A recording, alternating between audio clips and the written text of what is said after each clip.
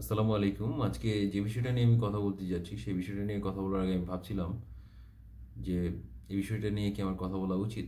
কিংবা বাংলাদেশের যেকোনো একজন সাধারণ নাগরিক বাংলাদেশের যেকোনো বিষয়ে কথা বলার, মত প্রকাশের, মতামত দেওয়ার কিংবা তার দৃষ্টিভঙ্গি উপস্থাপনের অধিকার রাখে বা করতে পারে? যদি সেটা কোনো ব্যক্তি, কোনো রাজনৈতিক ব্যক্তি, কোনো ধর্মীয় বক্তা, কোনো সুশীল কিংবা কোনো বুদ্ধিজীবীর পক্ষে বিপক্ষে হয় তাহলে কি হবে? আমি বাংলাদেশের একজন সাধারণ নাগরিক। আমার দেশের যে কোনো সমস্যা, যে কোনো ইনকনসিস্টেন্সি, অসঙ্গতি নিয়ে মত প্রকাশের স্বাধীনতা আমার আছে না নাই? আপনারাই তো বাক স্বাধীনতার কথা বলেন। সাম্প্রতিককালে বাংলাদেশের অত্যন্ত জনপ্রিয় একজন ব্যক্তিত্ব মিজানুর রহমান আজহারীর একটি বক্তব্যকে ঘিরে অনেক আলোচনা সমালোচনা হয়েছে। চলুন প্রথমে তার যশোরের বক্তব্য এবং তারপর তার সিলেটের বক্তব্যটা শুনি। স্বাধীনতার পর থেকে শুধু শাসকের হাত বদল হয়েছে, আমরা কিছু পাই নাই, ঠিক কিনা বলেন? শুধু ওনাদের দোষ দিয়ে কি লাভ? একদল খাইছে, আরেক দল খাওয়ার জন্য রেডি হয়ে আছে। আমি বলেছিলাম যে একদল খেয়ে গিয়েছে, আরেক দল খাওয়ার জন্য রেডি হয়ে আছে। তো এখানে কি আমি কোনো দলের নাম বলেছি? বাংলাদেশে 48টা প্রায় নিবন্ধিত রাজনৈতিক দল, কোনো দলের নাম আমি বলিনি। কথাটাকে আমি জেনারেল রেখেছি।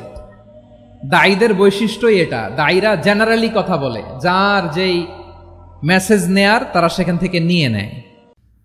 মিজানুর রহমান আজহারী তার মত প্রকাশ করেছেন এবং তার প্রেক্ষিতে রাজনৈতিক দল বা দলগুলো তাদের মত প্রকাশ করেছেন।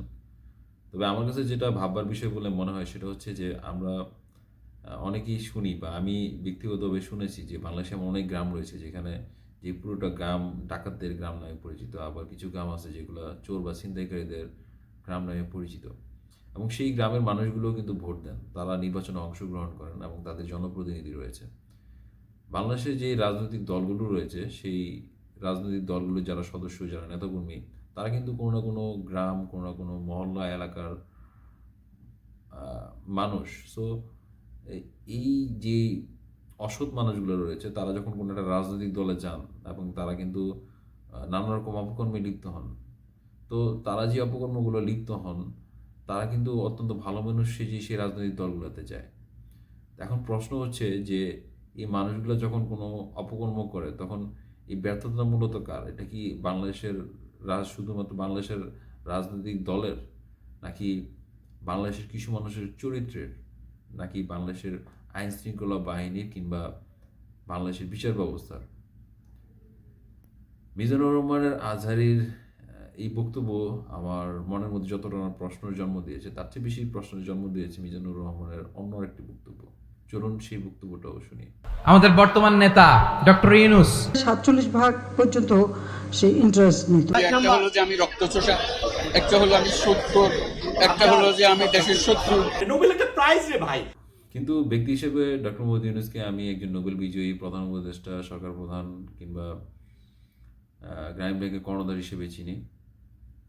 মিজানুর রহমান আজহারী কেন ডক্টর মোহাম্মদ ইউনূসকে আমাদের বর্তমান নেতা বলে সম্বোধন করেছেন সেটা আমার কাছে স্পষ্ট না।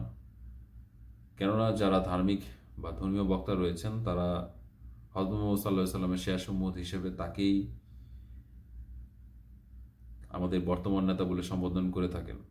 Allah says in the Quran, in Surah Nahl, chapter number 16, verse 43, and Surah Anbiya, chapter number 21, verse number 7. Allah says that if you do not know, ask the person who possesses the message. Ask the person who possesses the knowledge.